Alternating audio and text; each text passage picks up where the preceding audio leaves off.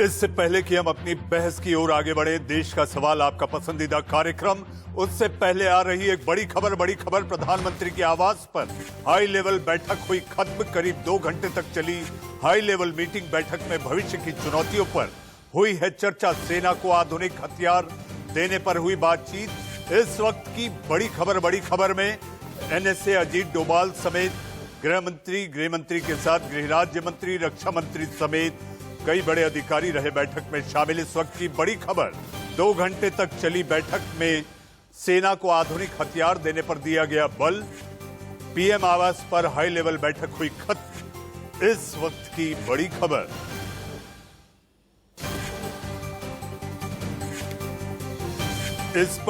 इस बैठक पर आखिर बैठक के बाद क्या निकल कर आया, इस पर ताजा जानकारी के लिए हम चलते हैं अपने संवाददाता सुमित दुबे के पास। सुमित, हाई लेवल बैठक क्या निकल कर आया सामने? जी मनीष, थोड़ी देर पहले ये बैठक खत्म हुई और बड़ी हाई लेवल बैठक थी और ये जिस बैकड्रॉप में हुई है उसको समझना होगा, क्योंकि जम्मू में जो अटैक हुआ है वो अपने किस्म का एक, उसमें ज़्यादा तबाही नहीं हुई, ज़्यादा नुकसान नहीं हुआ, लेकिन वो अपने आप में एक बहुत सीरियस मसला था, क्योंकि इस तरीके का अटैक भारत में पहले कभी नहीं हुआ है। और इसी के मद्देनजर ये बैठक हुई थी और इस बैठक में प्रधानमंत्री ने एक तरीके से कहा जा सकता है कि इस तरीके के हमलों से निपटने के लिए क्या सुरक्षा तैयारियां की जा सकती है उसका जायजा लिया।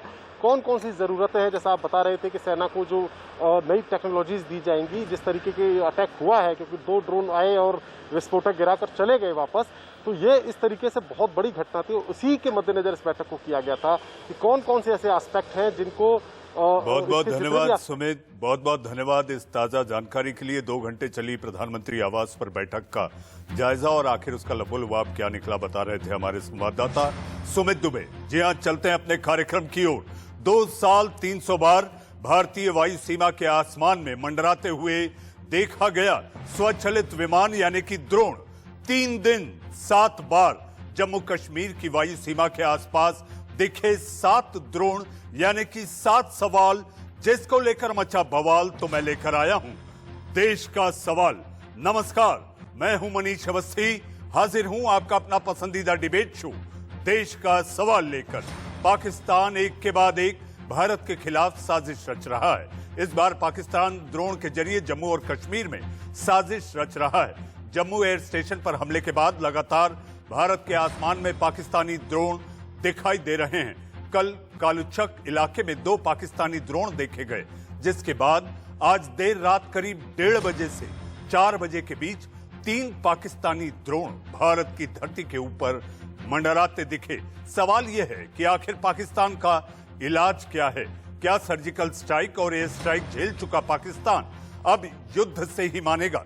क्योंकि अब भारत के रक्षा विशेषज्ञ भी कुछ ऐसी ही बात कह रहे हैं। रक्षा विशेषज्ञों का कहना है कि अब दुश्मन ने ललकारा है, सर्जिकल स्ट्राइक और बालाकोट जैसा जवाब देना जरूरी हो जाता है। पाकिस्तान की हरकतों को लेकर आज प्रधानमंत्री आवास पर बड़ी बैठक हुई।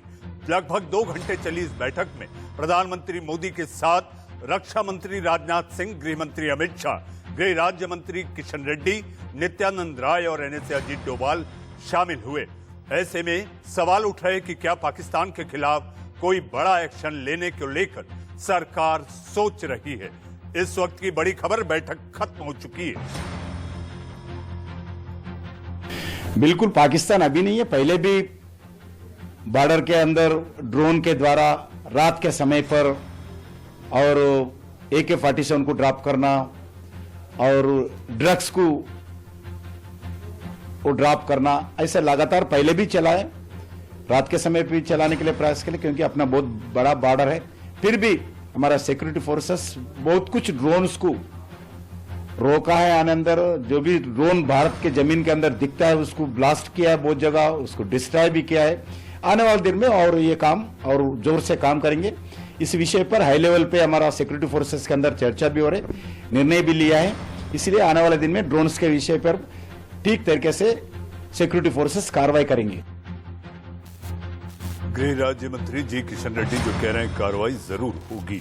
अब आपको पाकिस्तान का एक ऐसा कबूलनामा सुनाते हैं जिसमें वो खुद मान रहे हैं कि कैसे वो पहले आतंकी संगठन बनाता है और फिर उस संगठन में शामिल आतंकियों को पालता भी है और पौसता भी है। एक टॉक शो के दौरान पाकिस्तान के बड़बोले गृह मंत्री शेख राशिद अहमद ने अपने देश की पोल खोल दी। राशिद ने कबूल किया है कि अफगानिस्तान के तालिबानी आतंकवादियों के परिवार राजधानी इस्लामाबाद में रहते हैं। पाकिस्तान के और भी इलाकों में अफगान तालिबानी के परिवार के रिश्तेदार रहते हैं। इतना ही नहीं, उन्होंने ये भी कहा कि तालिबान को पाकिस्तानी अस्पतालों में चिकित्सा इलाज भी मिलता है। वहीं दूसरी तरफ एक चैनल से बातचीत के दौरान पाकिस्तान के पूर्व मंत्री ने कबूल किया कि तालिबान को बनाने में पाकिस्तान का सबसे बड़ा हाथ है। मसाइल क्या हैं? मसाइल ये हैं कि तालिबान की या दूसरे जो वहाँ लोग हैं उनकी फैमिलीज यहाँ रहती हैं, पाकिस्तान में है, निरवात है, लोईबीर है, ये बनी गाला है, सॉरी क्या है, मरी से पहले जो हमारा आता है बाराकऊ है, तरनोल है। इसी के अलावा देखिए एक बहुत बड़ा उनकी बाज डेड बॉडीज भी आ जाती हैं। बाज मेडिकल ट्रीटमेंट के लिए भी लोग, बाज हॉस्पिटल्स ऐसे हैं जहां उनकी ट्रीटमेंट होती है। सो ये सारी सूरत हाल पाकिस्तान को देखें 40 साल से, जो बल्कि 70 साल से ही आप लगाएं, के तालिबान बनाने में शुरू में पाकिस्तान का हाथ था, और वो भी उसको एक जो डिसीजन थी, या हम अपने मुल्क के लिए प्रॉब्लम क्रिएट करवा लेते, क्योंकि राज जो थी वो नॉर्दर्न लाइन्स को पूरी तरह सपोर्ट कर रही थी, वो आगे बढ़ रहे थे, तो लिहाजा उस वक्त तालिबान आगे उन्होंने उनको जिसे कहते हैं धक्का दे दिया। ये पाकिस्तान और वहां के दो नेताओं को आप सुन रहे थे। एक तो गृह मंत्री है, जी हाँ, पड़ोसियों के पास आतंकियों को भेजना यानी कि दर्द देना, और आतंकियों को दवा वो देते हैं, पालते भी हैं, पोसते भी हैं और दवा भी देते हैं। आप समझ गए होंगे कि यह आतंकिस्तान है, पाकिस्तान नहीं। जी हाँ, इसी पर बहस करने के लिए हमारे साथ मेहमानों का पैनल है। पैनल में हमारे साथ बीजेपी के प्रवक्ता जयराम विप्लव, हमारे साथ रक्षा विशेषज्ञ के रूप में हमारे साथ कर्नल रिटायर्ड दानवीर सिंह, हमारे साथ मौजूद हैं कांग्रेस के प्रवक्ता, बड़े शालीन अंदाज में अपनी बात रखते हैं, अपनी पार्टी के विचार रखते हैं, ऐसे भाई आलोक शर्मा हमारे साथ हैं। हमारे साथ भारतीय वायुसेना के पूर्व प्रवक्ता, ग्रुप कैप्टन रिटायर्ड अनुपम बनर्जी हमारे साथ हैं। हमारे साथ विदेश मामलों के जानकार, जी हां, विदेश मामलों के जानकार डॉक्टर विनोद दत्ता हैं। और खास मेहमान के रूप में पाकिस्तान से वहां की वरिष्ठ पत्रकार, जानी मानी पत्रकार, जो कि बेबाक अंदाज में अपनी बात रखती हैं, और अगर इसमें हुकूमत के खिलाफ भी बोलना हो तो आरजू पीछे नहीं हटती। आरजू, देश का सवाल, जी हां, भारत के सबसे बड़े पसंदीदा कार्यक्रम देश का सवाल में आपका स्वागत है। और मेरे साथ जुड़ेंगे मेरे अपने सहयोगी आशीष सिंह, जो कि स्ट्रेटेजिक अफेयर एडिटर हैं, वो भी हमारे साथ होंगे। सबसे पहले मैं कर्नल दानवीर जी आपके पास आऊंगा। कर्नल साहब, पाकिस्तान को सबक सिखाना जरूरी है।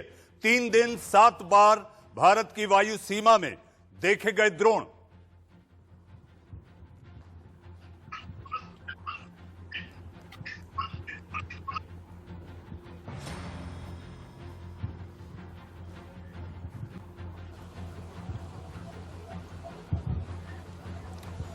कर्नल दानवीर तक हमारी आवाज नहीं पहुंच पा रही है। हमारे साथ ग्रुप कैप्टन रिटायर्ड अनुपम बनर्जी हैं।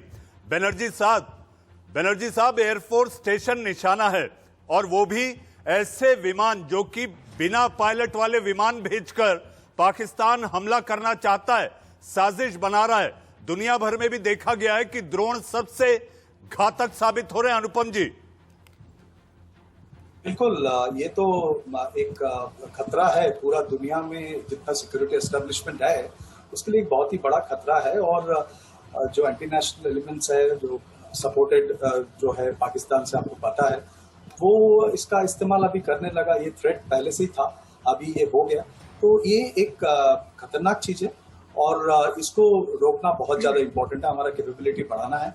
और साथ में अगर आप बोले कि पाकिस्तान को तो एक मैसेज तो बालाकोट हमला के तो दे ही दिया गया था कि ऐसे चीज बर्दाश्त नहीं किया जाएगा, तो शायद वो सबक का टाइम थोड़ा सा कम होते जा रहा है। लेकिन ये एक थ्रेट है और विश्व भर में है। और भारतीय सेना भी इससे बिल्कुल वाकिफ है और इसके लिए काम चल रहा है। और भारतीय वायुसेना ने और आर्मी और नेवी ने इससे लिए काम ऑलरेडी शुरू कर दिए थे और अभी बहुत तेजी से ये काम आगे बढ़ेगा। ये थ्रेट हम जानते हैं और इसको टैकल करने का पूरा क्षमता हमारा है, वो बनाया जा रहा है। We are working on. जी, अभी कुछ ही मिनटों पहले प्रधानमंत्री के आवास में जो बैठक चल रही थी अनुपम जी, लगभग 2 घंटे चली बैठक में यही फैसला, लगभग जो सूत्रों के हवाले से खबर आ रही है, सूत्रों के हवाले से जो खबर आ रही है उसके तहत यही फैसला लिया गया है कि सेना को आधुनिक बनाया जाएगा। हमारे साथ कर्नल दानवीर सिंह, आपको आवाज आ रही है? आवाज आ रही है, आपको भी आ रही है शायद। जी कर्नल साहब, आपकी आवाज आ रही है। मेरा सवाल यह था, ये पाकिस्तान नहीं सुधरेगा, बोलचाल की भाषा नहीं जानता, और जब वहीं के उसी के मुल्क के मरकजे हुकूमत के लोग अगर ये कहने लगे कि हाँ तालिबानी आतंकी हमारे इस्लामाबाद के आसपास ही रहते हैं, इतना ही नहीं हम उन्हें इलाज की सुविधा भी देते हैं, तो अब और इससे ज्यादा हाथ कंगन को आरसी क्या किस प्रमाण का इंतजार किया जाना चाहिए? कर्नल दानवीर, देखिए, पूरी दुनिया को मालूम है कि पाकिस्तान आतंकवादी देश है, आतंकवादियों को पनाह देता है, आतंकवादियों को पालता पोसता है, ट्रेनिंग देता है और पड़ोसी मुल्कों में दहशतगर्दी करवाता है। जो दुनिया का सबसे बड़ा बेवकूफ आदमी भी होगा, अगर उससे भी आप पूछेंगे वो भी बता देगा कि पाकिस्तान की असलियत क्या है। अब ये जो इन्होंने ड्रोन का हमला किया है, ये बहुत बड़ा हमला है। इसको आप संकेत मानिए, वार्निंग मानिए, क्योंकि वैसे तो ये हमला विफल हो गया, लेकिन इसके जो मायने हैं वो बहुत बड़े हैं और इसको नजरअंदाज नहीं किया जा सकता। इसको नजरअंदाज करने का मतलब ये है कि आप और बड़ी मुसीबत मोल ले रहे हैं। देखिए, पहले इन्होंने बड़ी शातिराना तरीके से पिछले 6 महीने के अंदर कई सारे ड्रोन के थ्रू स्मगलिंग अटेम्प्ट करे, हथियार आईबी के अक्रॉस गिराए और उन्होंने हमारी तैयारी को टटोला। और जब इनको लगा कि इनके पास में कोई ऐसी खास तैयारी नहीं है तो इन्होंने ये बड़ा खेल कर दिया। वो बात और है कि अल्लाह ने इनको इनका साथ नहीं दिया और वो कोई जान माल का नुकसान ना कर पाए, लेकिन अब हमें ये संकेत बिल्कुल अच्छी तरह समझ लेना चाहिए और बगैर किसी शक के अब एक ऐसी जवाब वाली कार्रवाई करनी चाहिए जिससे पाकिस्तान को डर लगे और आइंदा अगर ख्वाब में भी ड्रोन नजर आए तो नींद से उठ जाना चाहिए, ब्लड प्रेशर हाई हो जाना चाहिए, माथे पर पसीना आना चाहिए और पैर कांपने चाहिए। एक इस तरीके की कार्रवाई करनी बहुत जरूरी है।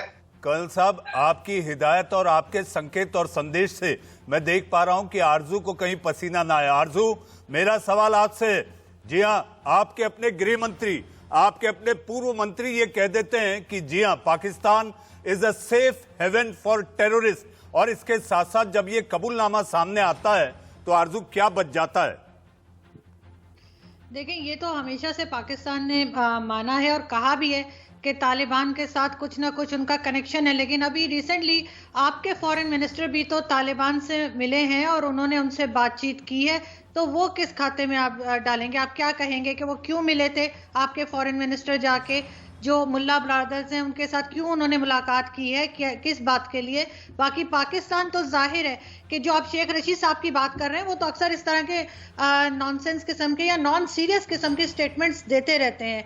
इस बात से मेरा नहीं ख्याल कि पाकिस्तान की स्टेट जो है वो कोई इस तरह की बात करेगी अभी, क्योंकि हम लोग अभी FATF को भी फेस कर रहे हैं। आरजू, अगर आपके गृह मंत्री ऐसा कहते हैं, आपके गृह मंत्री अगर ऐसा कहते हैं आरजू, तो क्या पाकिस्तान की जो हुकूमत है वो कॉमेडी सर्कस है? नहीं, देखिए, शेख रशीद साहब की स्टेटमेंट्स अक्सर जो है वो नॉन सीरियस होती है, लेकिन मुझे आप ये बताइए ना कि आपके फॉरेन मिनिस्टर क्या कर रहे हैं? वो क्यों तालिबान से मिल रहे हैं और उनसे ये बात हो रही है कि भारत के साथ ताल्लुकात तालिबान के पाकिस्तान के हिसाब से नहीं होंगे, डायरेक्ट होंगे। आप ये डिटेल्स चेक कर सकते हैं। जी, आप जो कह रही हैं, मैं ये सवाल आपसे पूछने वाला था और मेरे अपने सहयोगी आशीष सिंह भी आपसे कुछ सवाल पूछेंगे, हालांकि मैं भी आपसे ये सवाल पूछने वाला था। आशीष, आपका सवाल आरजू से। आरजू, इंडियन गवर्नमेंट का स्टैंड तो क्लियर है कि अफगानिस्तान के जब से US फोर्सेस पुल आउट हो रहे हैं, India is one of the passive stakeholder और हम एज एन ऑब्जर्वर तो अपना रिप्रेजेंटेटिव भी भेज रहे हैं। तो ऐसी तो कोई बात नहीं है कि तालिबान से कोई मीटिंग हो रही है तो वो कोई छुपने छुपाने वाली बात है। ये तो फॉरेन अफेयर्स डोमेन में ओपनली बताया गया है कि हम अपने ऑब्जर्वर्स भेज रहे हैं। जब यूएस सरकार मिल रही है, बाकी जो इंटरनेशनल बॉडीज़ है तालिबान से इंटरेक्ट कर रहे हैं, तो इंडिया एज एन ऑब्जर्वर ज़रूर अपने रिप्रेजेंटेटिव भेज रहे हैं। बट इशू वो नहीं है, इशू ये है कि आप भले ही वॉरफेयर की टेक्निक्स बदलते जाइए और वो ऑब्वियसली इवॉल्व होगी, चाहे वो प्रॉक्सी वॉर हो या फिर मेन डोमेन वॉरफेयर हो, लेकिन जब तक टेररिज्म की फंडिंग और सपोर्ट बंद नहीं होगा तो ड्रोन छोड़िए, ड्रोन के आगे और भी कई स्टेजेस आते रहेंगे। ये मूल मुद्दा तो यही है ना आरजू, कि अब इंडिया छोड़िए, आपको तो FATF पिछले 3 सालों से लगातार ग्रे लिस्ट में रखा हुआ है। ये प्रूव हो गया है इंटरनेशनल लेवल पर कि पाकिस्तान टेरर फंडिंग करता है, टेरर ग्रुप्स को सपोर्ट करता है। अब वो ड्रोन के जरिए करता है या हैंड ग्रेनेड के जरिए करता है, ये सिक्योरिटी फोर्सेस देख लेंगी। बट मेन मुद्दा तो वही है, और इंडिया तो नहीं बोल रहा है आरजू, अब तो ये अंतर्राष्ट्रीय ऑर्गेनाइजेशंस बोल रही हैं। नहीं, देखें, पाकिस्तान टेरर फंडिंग नहीं करता है। पाकिस्तान में कुछ इस तरह की ऑर्गेनाइजेशंस हैं जो ऑलरेडी बैन कर रखी हैं, वो ये सब काम कर रहे हैं और उसको कंट्रोल करने की पाकिस्तान कोशिश कर रहा है। हाफिज सईद को भी इसीलिए अरेस्ट किया गया है, इसीलिए हाफिज सईद को भी बंद किया गया है, और दूसरी जगह भी पाकिस्तान इसके ऊपर बिल्कुल काम कर रहा है। बाकी शेख रशीद साहब या इस तरह के लोग अगर कोई गवर्नमेंट में रहते हुए नॉन सीरियस किस्म के स्टेटमेंट्स देंगे तो वो तो उनको खुद समझना चाहिए कि वो पाकिस्तान के अगेंस्ट जाएगा। आरजू, शेख रशीद के स्टेटमेंट छोड़िए, जब आपका प्रधानमंत्री ये कह दे कि ओसामा बिन लादेन एक मार्टर है, ओसामा बिन लादेन एक मार्टर है, और वो प्रधानमंत्री कहता है, जो कि एक समय पे पूरे विश्व का मोस्ट वांटेड नंबर 1 था, तो बाकी मिनिस्टर्स की ये स्टेटमेंट तो ऑब्वियसली डिफॉल्ट मैनर में देखे जाने चाहिए। बिल्कुल आप ठीक कह रहे हैं, और ये बिल्कुल एक नॉन सीरियस स्टेटमेंट है, चाहे वो प्राइम मिनिस्टर की तरफ से आई हो या किसी और मिनिस्टर की तरफ से। हम लोगों ने यहाँ पर जिस वक्त 1 साल हो गया इस बात को जब उन्होंने ओसामा बिन लादेन का स्टेटमेंट दिया था। आरजू, लेकिन आपके मुल्क की सारी दुनिया में किरकिरी हो रही है, और ऐसी कॉमेडी सर्कस अगर चलती रहेगी तो आपको नहीं लगता कि आपकी मुल्क की किरकिरी के अलावा आपके नेता, आपके मुल्क के नेता कुछ और नहीं कर रहे? आरजू, आऊंगा आपके पास। हमारे साथ डॉक्टर विनोद दत्त हैं। डॉक्टर दत्त, आपका स्वागत है। डॉक्टर दत्त, जिस तरीके से संयुक्त राष्ट्र में जो चिट्ठी दी गई है उसमें ड्रोन का नंबर 5 जो आइटम है उसमें साफ तौर पर लिखा गया है कि पड़ोसी मुल्क पाकिस्तान ड्रोन के जरिए, यानी कि बिना पायलट वाले विमान भेजकर भारत में अस्थिरता फैलाना चाहता है। स्वचालित विमान यानी कि ड्रोन भेजकर वो भारत में अशांति फैलाना चाहता है। डॉक्टर दत्ता। मनीष, मैं बिल्कुल सहमत हूं, और जिस तरह से अग्रेसिव और जो इनिशिएटिव भारत ने लिया है बैनुल-अक़वामी सतह पे, और इस जो वेपनाइजेशन ऑफ ड्रोन है उसको जिस तरह से बताया गया है, ये भारत का बिल्कुल सही स्टेप है। और पाकिस्तान के खिलाफ इंडिया को न तो कोई डोजियर देने की जरूरत है। आप ये देखिए, पाकिस्तान ने अपना, अगर आप पंजाब की टेररिज्म को देखें तो उसकी जो बुनियाद थी वो जनरल अयूब खान के टाइम में 1958 में रख दी गई थी। आप ये देखिए, मरकज सुभान अल्लाह जो है, जो लश्कर का, जहां 600 काडर तैयार किए जाते हैं, जहां इस तरह की फैसिलिटीज, वहां आपको इतनी आपने इमदाद दे रखी है इन ऑर्गेनाइजेशंस को, इन तंजीम्स को, कि वहां बिल्कुल एक सेकंड नेचर या सेकंड कल्चर बन चुका है। तो भारत ने ये गुजारिश की है यूनाइटेड नेशंस में कि इमीडिएटली प्यूनिटिव एक्शंस लिए जाएं पाकिस्तान के खिलाफ। और देखिए, FATF की हाल ही में अभी 25 तारीख को मीटिंग कंक्लूड हुई है, और उसमें पाकिस्तान ने पूरी मुकम्मल अपनी तैयारी की थी, सब कुछ किया हुआ था। जी डॉक्टर दत्त, भारत हर मोर्चे पर पाकिस्तान को ध्वस्त करने में लगा हुआ है और करके रहेगा, क्योंकि यह साबित हो चुका है कि पाकिस्तान जो करता है वो बिल्कुल नापाक है, मानवता के खिलाफ है। अब हमारे साथ 2 सियासी मेहमान जिनको मैं बहस में नहीं ला पाया, ऐसे भाई आलोक शर्मा, जयराम विप्लव हैं। जी आज मेरे साथ एक भारी भरकम पैनल है, इसलिए आज सवालों को भी और सवाल के साथ साथ जवाब भी उसी त्वरित गति से आए तो मुझे ऐसा लगता है बेहतर होगा। भाई आलोक शर्मा, जी हाँ, हमारी लड़ाई दुश्मन मुल्क से है, लेकिन मैं आग्रह करूंगा कि स्टूडियो में आप दोनों में भाईचारा दिखे। स्टूडियो से ये संदेश, जी हाँ, पड़ोसी मुल्क पाकिस्तान से बैठी आरजू को ये न जाए कि भारत में भी स्थिति वैसी ही है जिसका जिक्र मैं अपने शो में कर रहा था। आलोक जी, भारत को इस समय जरूरी है एक ड्रोन नीति लेकर आने की। आलोक शर्मा जी।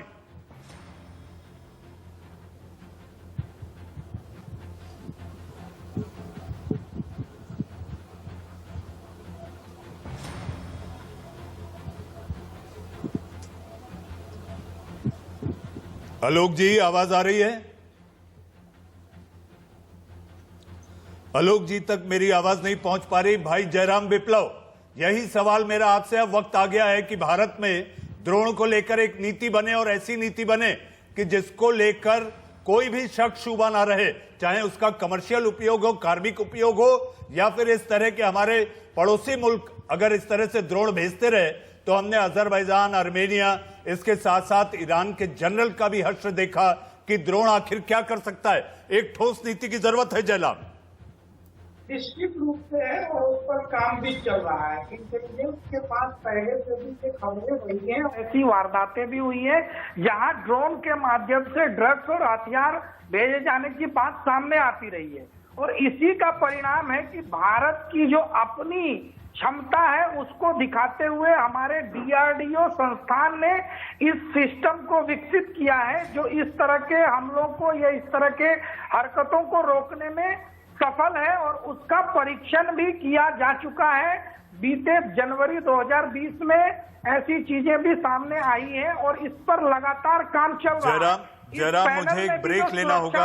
आशीष, हम ब्रेक के बाद आएंगे और चर्चा करेंगे। डीआरडीओ ने, मुझे स्मरण आता है जब लाल किले की प्राचीर पर प्रधानमंत्री भाषण दे रहे थे 15 अगस्त को, तो एंटी ड्रोन सिस्टम वहां पर लगा हुआ था। ब्रेक के बाद चर्चा करेंगे कि डीआरडीओ भी है तैयार एंटी ड्रोन सिस्टम के साथ। अब वक्त है एक छोटे से ब्रेक का। ब्रेक के बाद देश का सवाल में फिर एक बार आप सबका स्वागत है। हमारे साथ मेहमान, जी हाँ, सबसे बड़ा पैनल, आपके पसंदीदा कार्यक्रम देश का सवाल में मेरे साथ आपके टीवी स्क्रीन पर कर्नल रिटायर्ड दानवीर सिंह, मेरे अपने सहयोगी आशीष सिंह, आरजू काजमी, जी हाँ, पाकिस्तान की आप वरिष्ठ पत्रकार हैं। हमारे साथ कांग्रेस के प्रवक्ता भाई आलोक शर्मा, विदेश मामलों के जानकार डॉक्टर विनोद दत्त, जी हाँ, ग्रुप कैप्टन रिटायर्ड भारतीय वायुसेना के पूर्व प्रवक्ता अनुपम बनर्जी, और हमारे साथ बीजेपी के प्रवक्ता जयराम विप्लव। आलोक जी, मैं आपके पास आया था लेकिन तकनीकी खामी के कारण आप अपना जवाब नहीं दे पाए थे। अगर आपको मेरा सवाल स्मरण हो, क्या ड्रोन को लेकर सरकार को एक कोई ठोस नीति बनानी चाहिए, और अगर हमारे यहाँ एंटी ड्रोन सिस्टम है तो आखिर वो कहां है? अगर वो नहीं है, इसीलिए ये सारे ड्रोन हमारी सीमा में आ रहे हैं। मनीष भाई के जब से मोदी जी की सरकार आई है तब से नेशनल सिक्योरिटी के साथ लगातार खिलवाड़ होता रहा है। हम पैनल पर बैठेंगे, आधा घंटा पाकिस्तान को गालियां देंगे, अपने घर चले जाएंगे। 2019 और 2020 दोनों पार्लियामेंट्री कमेटी की मीटिंग्स में साफ साफ कर कहा गया था कि एंटी ड्रोन एक्टिव जो है हमारा सिस्टम वो डेवलप होना चाहिए, और उसमें डीआरडीओ ने काम भी किया, डीआरडीओ ने डेवलप भी किया। लेकिन दुर्भाग्य ये है कि सरकार तो वेस्ट बंगाल के चुनाव में बिजी है। आप बताइए, इससे पहले सिक्योरिटी लेवल की कोई मीटिंग आपको याद आती हो पिछले 1, 1.5, 2 साल में, तो मुझे बता दीजिए। जब आपको पता है कि राजनाथ सिंह जी कह चुके हैं कि आईएसआईएस हमारे यहाँ पर आ चुका है, और मोदी जी की सरकार आने के बाद 1300 से ज्यादा जवानों की शहादत हुई और 1500 से ज्यादा सिविलियंस मारे गए, 93% शहादत बढ़ी है, 500% से ज्यादा इनफिल्ट्रेशन बढ़ी है, और लगभग 250% लोकल टेररिज्म बढ़ा है। डॉक्टर्स, इंजीनियर्स भी जो हैं वो टेररिज्म के उस रास्ते पर चल पड़े हैं। पिछले 15 दिनों के अंदर 4 बड़ी वारदात हुई हैं। पुलिस वालों के घर में घुसकर आतंकवादी मार रहे हैं। अभी दानवीर साहब ने बिल्कुल सही कहा कि विश्व का सबसे बेवकूफ आदमी जो होगा वो भी जानता है कि पाकिस्तान टेररिज्म को एक्सपोर्ट करता है। अब हम जानना चाहते हैं कि आईएसआई पठानकोट में जांच करने आई थी, उसका नतीजा क्या था? याद होगा सबको। आपको याद होगा मोदी जी बिना बुलाए चले गए थे, और उसके बाद राजनाथ सिंह जी भी चले गए। आडवाणी जी हो, अटल जी हो, इनके जितने शासनाध्यक्ष हैं सब पाकिस्तान जरूर घूम के आते हैं, पता नहीं वहां पर क्या इनका रहता है। आज मुझे केवल इस बात की चिंता है कि अभी भी क्या सरकार चिंतित है? क्या अभी भी सरकार जो है इसके ऊपर एक्शन लेगी? क्या जम्मू कश्मीर के हालात में सरकार चिंतित है? 2 घंटे बैठक चली है आलोक जी, सरकार चिंतित है। 2 घंटे प्रधानमंत्री के आवास पर बैठक भी चली और कुछ फैसले आए हैं सूत्रों के हवाले से। हम सरकार के हर तरह से साथ हैं, हम फोर्सेस के हर तरह से साथ हैं। देखिए, ये जो मीटिंग आज हो रही है, क्या ये 19 और 20 की जब पार्लियामेंट्री डिफेंस की कमेटी की रिपोर्ट आई थी, क्या उसके बाद नहीं होनी चाहिए? आलोक जी, आपकी संजीदगी का अभिनंदन। आपकी संजीदगी का अभिनंदन कि जिस तरह से कांग्रेस सवाल उठाती रही है कई मामलों पर, मैं उसमें नहीं जाना चाहूंगा। जैसा कि मैंने कहा, मेहमानों का पैनल आज बहुत बड़ा है और तीव्र गति से हमें ये बहस चलानी है। केवल 10 सेकंड मुझे और दे दीजिए। मैं केवल ये कहना चाहता हूँ कि मोदी जी केवल पाकिस्तान को गालियां देकर राष्ट्रभक्ति दिखाना चाहते हैं। आ रहा हूं जयराम जी। 1900 मैं बीच में थोड़ा वो हो गया, आपकी आवाज बीच में आ गई। देखिए, जिस समय पंजाब का चुनाव था तो कहा गया था कि हम इंडस नदी का पानी रोक देंगे और पता नहीं कौन कौन सा राष्ट्रवाद देश में फैला दिया था। उसके 2 महीने के बाद इंडस वाटर ट्रीटी को कैसे मजबूत किया जाए उस पर हम काम करना शुरू कर देते हैं। तो ढुलमुल जो नीति रही है जम्मू कश्मीर को लेकर भी और पाकिस्तान को लेकर भी, एक तरफ आप कहते हैं पाकिस्तान टेररिस्ट मुल्क है, दूसरी तरफ आप 9 बार नवाज शरीफ से। जी हाँ, जवाब ले लेते हैं। नतीजा क्या है? जवाब ले लेते हैं आलोक जी। जयराम विप्लव, आलोक जी के एक के बाद एक जो सवाल दागे हैं उन्होंने, मुझे ऐसा लगता है कि संक्षेप में आप जवाब दें। मेरे साथ और भी विशेषज्ञ के रूप में विदेश मामलों के जानकार, रक्षा विशेषज्ञ बैठे हैं और पाकिस्तान से जुड़ी हुई है हमारी वरिष्ठ पत्रकार जो लगातार देश के सवाल के कार्यक्रम में आकर बेबाक अपनी राय रखती हैं और हमारी बातें भी सुनती हैं। जयराम, आपका जवाब, कहां कमजोर पड़ रही है सरकार? मुझे लग रहा था मनीष जी, आपने शुरुआत में ही आगाह किया था, इशारा किया था कि पाकिस्तान से भी इस पैनल में लोग मौजूद हैं। मुझे लगा था कांग्रेस पार्टी संजीदगी दिखाएगी, लेकिन बहरहाल प्रवक्ता के संजीदगी दिखाने से क्या होता है, जब पार्टी का नेतृत्व ही पाकिस्तान को एक माइलेज देता हो। क्या बोलना चाह रहे हैं, बोलिए। नहीं, हम ये कहना चाह रहे हैं कि पाकिस्तान के गेस्ट बैठे हैं, वो गेस्ट हैं हमारे इंडिया। जयराम जी अपनी बात रखे और मैंने आप सबसे आग्रह किया था, हमला हमारा पड़ोसी मुल्क कर रहा है, हमला हमारा पड़ोसी मुल्क कर रहा है। स्टूडियो में हमें एक दूसरे पर हमला नहीं करना है। मेरा समय है, बीच में मत बोलिए। इन्होंने बड़ी बड़ी बातें की। अरे मैं बता रहा हूँ, संयम रखिए। अरे संयम रखिए, आप मत बोलिए बीच में। 2008 में MOU जिन पार्टी ने चाइना के साथ किया, वो पार्टी चीन की नीति पर सवाल उठा रही है। अरे सुन लो ना, बीच में आप क्यों बोल रहे हैं? मनीष जी, ये क्या तरीका है? आलोक जी, मेरा आप दोनों से निवेदन है, हमारे इस पैनल पर, हमारे पैनल पर विशेषज्ञ के रूप में भी रक्षा विशेषज्ञ बैठे हैं, विदेश मामलों के जानकार हैं, विदेश मामलों के जानकार हैं। आप अपनी राय रखें, पार्टी की बात रखें, देश आपको सुन रहा है, देख रहा है। और इतना ही नहीं तो पड़ोसी मुल्क की वरिष्ठ पत्रकार भी है, वो जाकर ट्वीट कर देंगी, उन्हें ट्वीट करने में वक्त नहीं लगेगा और आरजू ट्विटर पे बहुत एक्टिव है। झेलने की क्षमता नहीं है, इनको मेरा उत्तर सुनने का पेशेंस नहीं है, क्षमता नहीं है। हम तो कह रहे हैं विप्लव जी, आलोक जी, प्लीज सर 2 मिनट हमारा इसमें वेस्ट होगा। विप्लव जी, आलोक जी ने कुछ प्रश्न पूछा है, आप रूलिंग पार्टी के प्रवक्ता हैं, आप प्लीज उनका उत्तर दीजिए। कहां कांग्रेस चाइना पाकिस्तान पे जा रहे हैं? प्लीज लेट्स आपके पास उत्तर होगा तो आलोक जी ने जो पूछा है प्लीज उसका पॉइंट बाय पॉइंट ड्रोन पे बात कर लें। आलोक जी 1 30 सेकंड जयराम विप्लव को दिए जाए।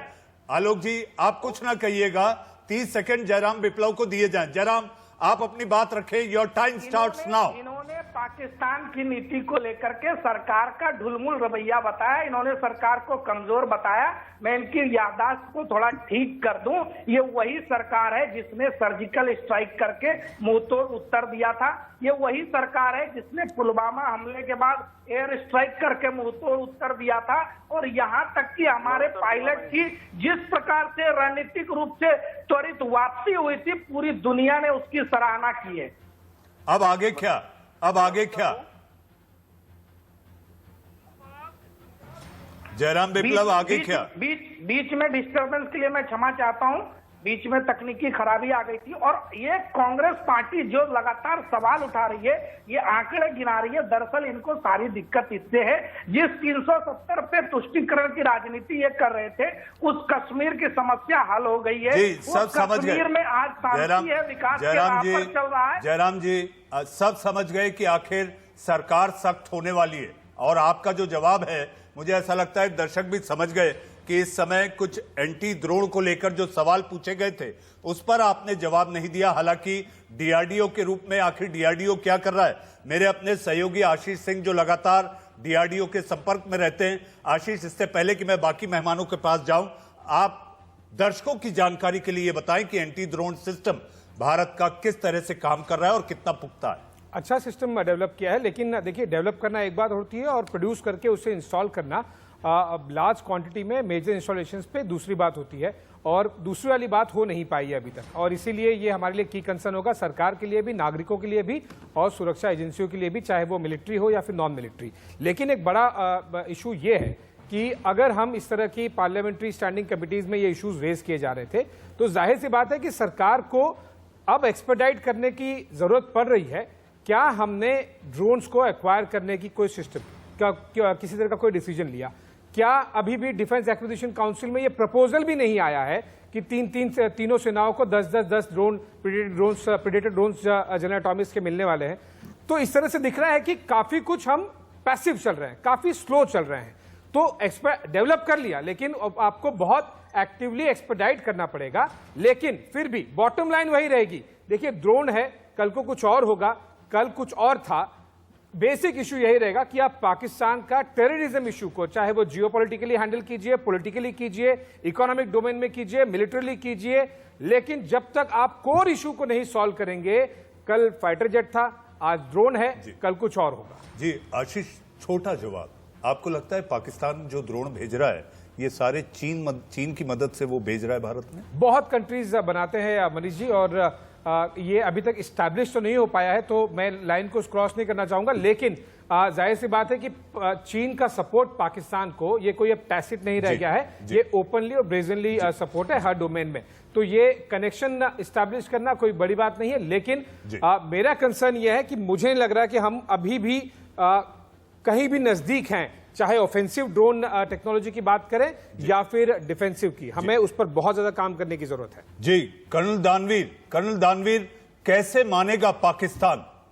बोल तेरे साथ क्या सुलूक किया जाए कर्नल दानवीर?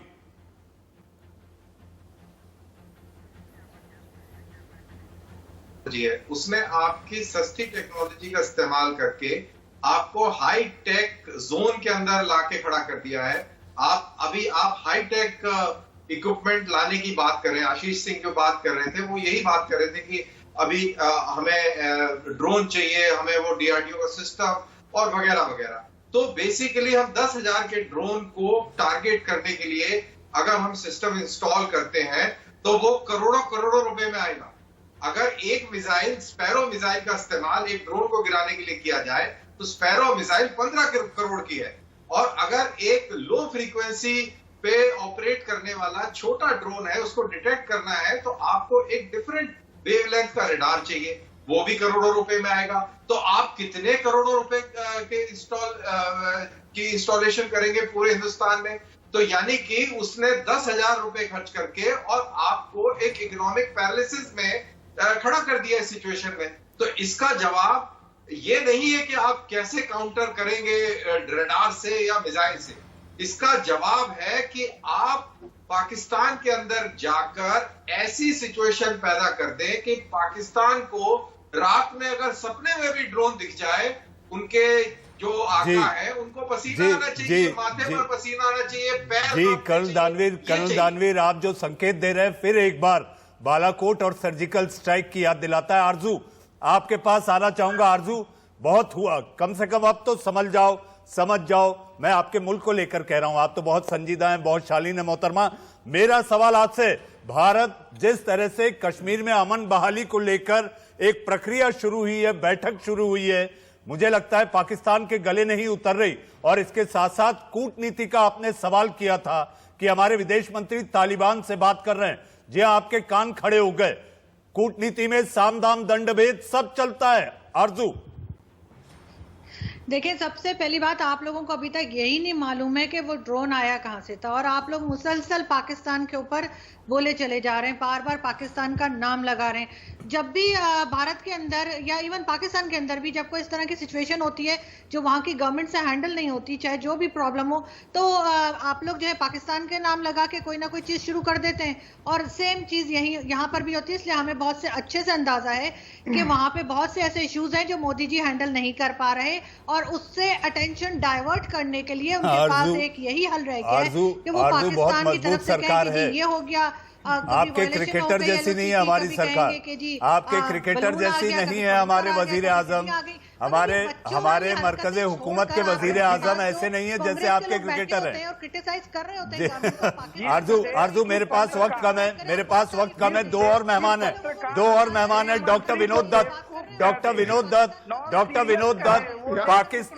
पाकिस्तान के मंत्रियों के जो बयान आए हैं, डॉक्टर विनोद दत्त, FATF में काफी लंबे समय तक बने रहने के लिए पाकिस्तान ने खुद इबारत लिख दी है। डॉक्टर दत्ता, बिल्कुल ठीक कहा आपने। देखिए, मैं आरजू काज़मी को एक ही बात कहूंगा कि वतन की फिक्र करना था, वतन की बर्बादी आने वाली है।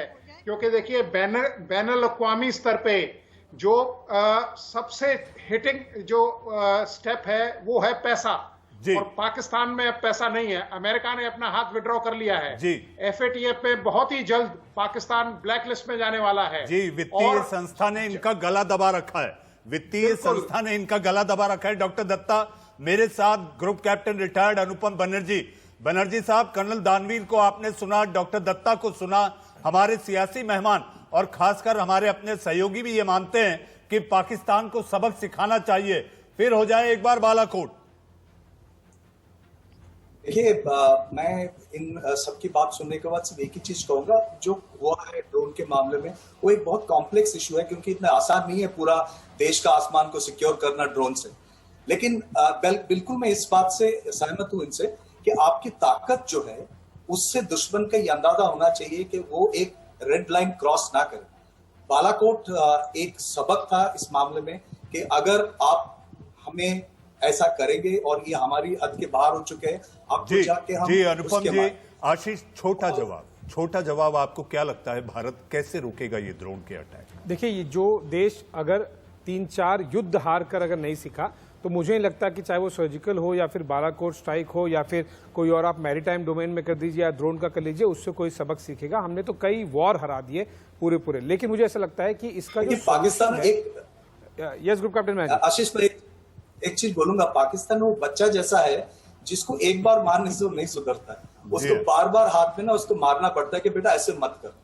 तो अब हमारे नेबर ऐसे है, उसके ऊपर हमारा चॉइस नहीं है। ग्रुप कैप्टन बैनर्जी, आशीष, अगर आपका जवाब पूरा हो गया हो तो मैं बहस समेट बहुत क्विकली एक लाइन में कहूंगा कि जिस तरह से ग्रुप कैप्टन बैनर्जी ने कहा कि उसे बार बार याद दिलाने की जरूरत है, मुझे लगता है कि अलग अलग डोमेन्स में भी याद दिलाने की जरूरत है, इकोनॉमिकली, पॉलिटिकली, डिप्लोमेटिकली, मिलिट्रीली, और हर तरह से आप जब तक उसे कॉर्नर नहीं करेंगे वो नहीं सीखेंगे, नहीं सुधरेंगे। जी, आशीष सिंह, आरजू काज़मी। जी हाँ आरजू, आपने सुना होगा ग्रुप कैप्टन बैनर्जी ने कहा पाकिस्तान बच्चा है, बच्चे को कई बार आंख दिखा दो तो बच्चा सहम जाता है, लेकिन पाकिस्तान एक ऐसा मुल्क है जो सहमता नहीं। कर्नल दानवीर सिंह, आरजू काज़मी, भाई आलोक शर्मा और मेरे साथ डॉक्टर विनोद दत्त, अनुपम बनर्जी और जयराम विप्लव, आप लोग जुड़े, आप सभी का बहुत बहुत धन्यवाद। लेकिन जाते जाते मैं इतना कहना चाहूंगा, भारत की शांति प्रक्रिया, कश्मीर को लेकर प्रधानमंत्री की पहल पर शांति प्रक्रिया जो शुरू हुई है वो पाकिस्तान के लिए ऐसी स्थिति बन गई है, पाकिस्तान अपनी भूमिका जैसे दाल भात में मूसलचंद जैसी निभा रहा है, आतंकी भेजकर। देश का सवाल में आज के लिए बस इतना ही। अब वक्त है एक छोटे से ब्रेक का।